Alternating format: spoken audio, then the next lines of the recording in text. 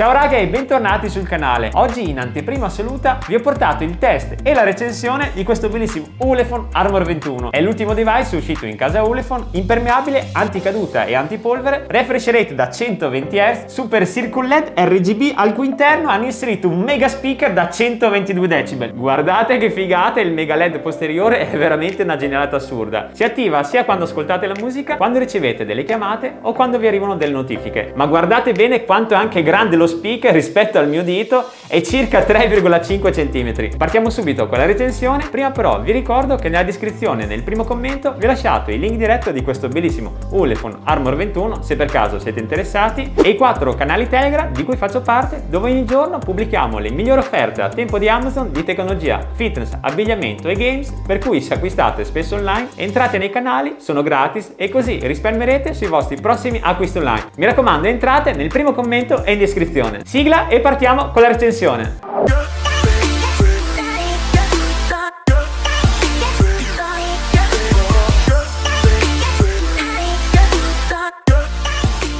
Partiamo con l'unboxing, iniziamo con l'Armor 21, andiamo ad estrarlo dalla scatola. C'è già una prima busta, andiamo a vedere cosa possiamo trovare all'interno. Vedo subito che c'è il vetro temperato, è anche molto rigido e resistente, e in più ci sono i manuali di installazione e la garanzia. Andiamo a tirare via la custodia. Mi piace da matti le auto posteriore e nonostante sia un rugged non è neanche troppo pesante, comunque dopo lo andremo a testare. Continuiamo l'unboxing, troviamo il cavo di alimentazione di tipo C, il comodo laccio da polso, così lo potete anche tenere legato e non farlo cadere se fate lavori magari in altezza, e infine il caricatore brandizzato Ulefone dotato di slot di tipo C e compatibile con la ricarica rapida a 33 watt. Proseguiamo con l'Armor Case, andiamo ad estrarre tutto il contenuto. Qui ci sono le istruzioni, qua ci sono i due ganci, c'è sia la molla che il moschettone. Per installarlo è molto semplice, vi basterà seguire il binario nella parte posteriore del case, spingere fino in fondo fino a sentire il click, sentite? Per estrarlo vi basterà spingere questa parte superiore e tirarlo verso il basso. Proviamo a agganciare anche la molla, andiamo a inserirlo dentro al nostro Ulefone Armor 21 ed eccolo qua, guardate che bello. Concludiamo l'unboxing con la dock station, andiamo ad estrarla. Questi sono i 4 connettori da cui passerà l'energia per ricaricare l'Armor 21. Eccoli qua. Nella parte inferiore troviamo 4 gommini anti-scivolo, così da poterlo tenere aderente in tutte le superfici. Infine nella parte posteriore troviamo una porta di tipo C e una porta USB per collegarlo all'alimentatore. E questo LED si accenderà durante l'avvio della ricarica. Ricapitolando, questo è tutto quello che troverete all'interno delle confezioni. E adesso andiamo a analizzare il telaio. Partiamo dallo schermo, che è un 6,58 pollici con refresh rate a 120 Hz in Full HD Plus 1080x2408 pixel, e sempre nella parte frontale troviamo la selfie camera da 16 megapixel. Nel lato sinistro troviamo lo slot per le nano SIM, può tenere in contemporanea nano SIM 1,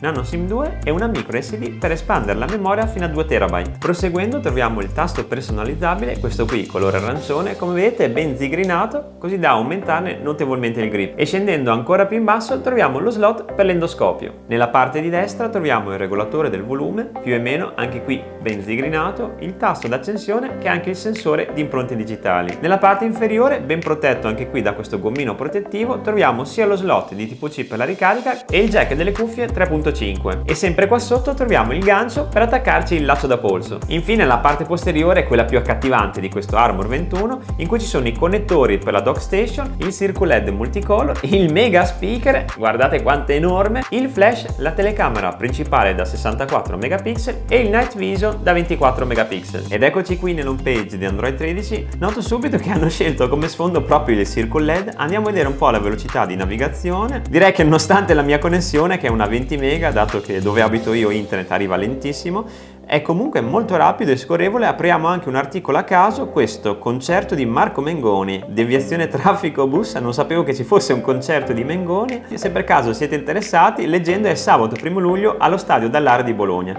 Comunque tornando alla recensione, andiamo a vedere anche all'interno dell'articolo, proviamo l'evidenziazione, anche qui è abbastanza fluida, andiamo a zoomare anche la foto. Direi che è abbastanza rapido, non uno dei più rapidi, però se la cava abbastanza bene. Adesso invece andiamo a fare un tour delle impostazioni, torniamo nell'home page. come vedete sono le classiche impostazioni di Android, parto nel dirvi che se avete un'automobile che è compatibile con Android Auto potrete utilizzare questo smartphone come sistema di intrattenimento e anche da navigatore. Proseguendo, rete mobile, schede SIM, hotspot, ovviamente nel display potete scegliere se la home page averla buia oppure chiara, lì in base al vostro gusto personale. La luminosità adattiva, io personalmente la tengo sempre al massimo quando faccio una recensione, altrimenti si vede poco dalla telecamera. Poi c'è il refresh rate che è personalizzabile, standard a 60 Hz, AIGA a 90, highest sempre a 120, dinamica che è quella che sto utilizzando ed è quella che vi consiglio, in cui regola in maniera autonoma quanti Hz dare al display. Se state giocando o su YouTube ve lo imposterà a 120 Hz, se state navigando magari lo otterrà solo a 60 o 90 Hz e in questo modo risparmierete un sacco di batteria, per cui veramente è una bella funzione. Proseguendo andiamo ad approfondire uno dei due punti forti di questo smartphone, ossia l'Infinity Halo. Potete decidere di renderlo attivo con la musica, con le notifiche e anche regolarne l'intensità, massimo, medio oppure minimo. Io ovviamente lo lascio al massimo. E in più potete anche decidere la tipologia del party. Questo è quello attuale, spero si veda bene dalla telecamera. Questa è la versione diciamo arcobaleno, faccio vedere per curiosità anche le altre versioni. Questa è la classica che cambia i colori in maniera progressiva, prima verde, adesso è azzurro e così via con tutta la scala cromatica dei LED. La modalità DJ che come vedete simula un po' il mix. Guardate che figata! Va a ritmo con la musica e cambia nel frattempo il colore. Anche questa devo dire che mi piace tantissimo.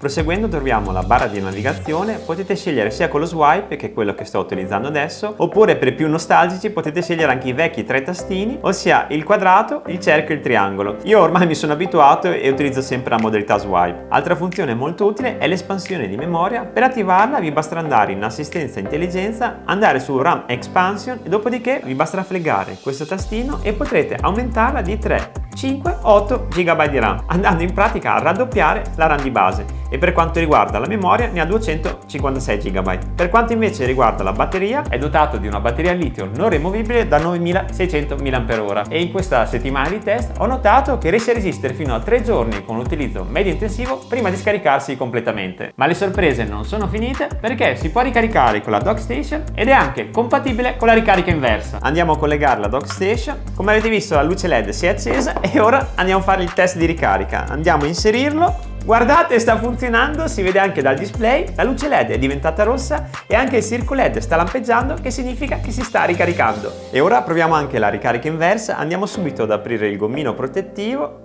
ecco fatto, prendiamo il cavo, inseriamo lo slot di tipo C sul nostro bellissimo Ulefone Armor 21 e andiamo a inserire l'altro slot sul secondo smartphone. Guardate, sta iniziando a ricaricarsi, spero che si veda da telecamera, per cui con questo device potrete ricaricare altri smartphone o altri tablet. Un'altra chicca di questo Armor 21 è che lo potete utilizzare come un vero e proprio telecomando. E ora vi mostro come si fa. Vi basterà andare nell'home page, andare su controllo, cliccare su più, selezionare aggiungi telecomando, dopo vi appariranno varie categorie, condizionatore, televisore, ventilatore, proiettore DVD eccetera eccetera, anche riscaldatore, robot aspirapolvere e una volta che avrete selezionato quale dispositivo volete interconnettere, ad esempio il televisore, finché troverete il vostro modello ci sono praticamente tutte le marche, guardate, e questa è solo la B, potrei andare avanti per 10 minuti e non arrivare in fondo. Sono arrivato alla S, non ce la faccio più, ma quante ce ne sono? Ho perso la sensibilità, ma ormai è una sfida personale. E finalmente la Z. Avete visto, ci sono tutte le marche. Partiamo col test. Questo è il Sony Bravia e adesso lo andremo a accendere direttamente col nostro smartphone. Sono già nelle impostazioni del telecomando, ho già selezionato Sony televisore, questa è la schermata virtuale del telecomando, ci sono tutte le principali funzioni, il volume, il destra e sinistra, l'ok, il tasto d'accensione e spegnimento e l'home page. Proviamo ad accenderlo. Guardate, si è accesa la luce e si è acceso anche il televisore. Proviamo anche ad andare nella dashboard, mi basterà schiacciare la casetta, ecco fatto. Avete visto? Adesso siamo nell'home page del Fire TV. Proviamo anche i tasti direzionali, eccoli qua, destra, destra, destra, sotto, mamma mia, praticamente avete non solo uno smartphone ma anche un telecomando universale. E ora, visto che sono in sala, andiamo a testare anche il Night Vision. Andrò a spegnere la luce e dopo andremo a vedere la differenza tra la Sony Z Vlog e il Night Vision dell'Ulefone Armor 21. Ho già acceso il Night Vision e adesso vado a spegnere la luce. Alexa, spegni luce cucina. Vediamo come si vede al buio. Questo è quello che si vede con la Sony Z Vlog, praticamente solo Alexa, un pochino là in fondo, e questo è quello che si vede col Night Vision. praticamente si vede come di giorno. Là c'è Alexa, l'Xbox, il soundbar e il televisore, di fianco c'è anche il robot aspiratutto. Guardate se mi allontano con la telecamera, ai lati non si vede assolutamente niente. Questa è la differenza. E ora, visto che vi ho anticipato il comparto fotografico col Night Vision, vi mostro anche una carrellata di foto che ho scattato direttamente in esterna con la sua telecamera principale da 64 megapixel.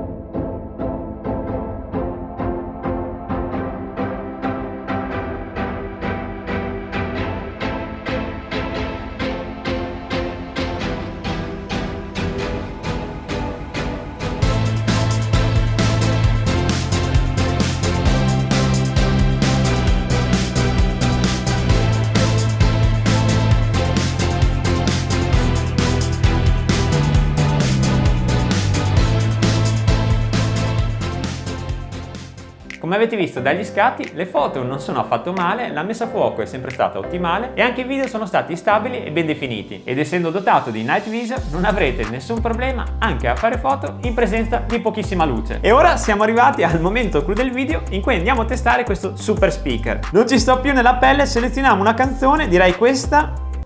Mettiamo il volume al massimo. Sentite che potenza!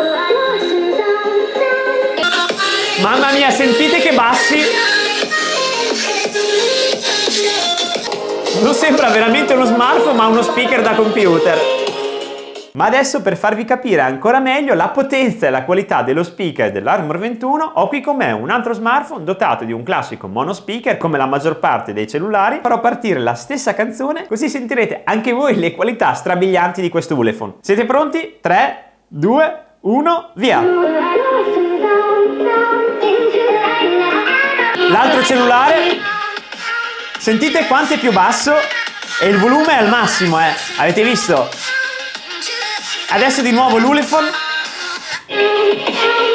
sentite che differenza di potenza. L'altro smartphone,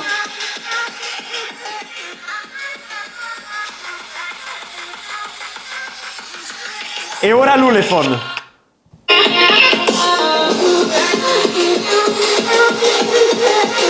C'è la differenza come la notte e il giorno.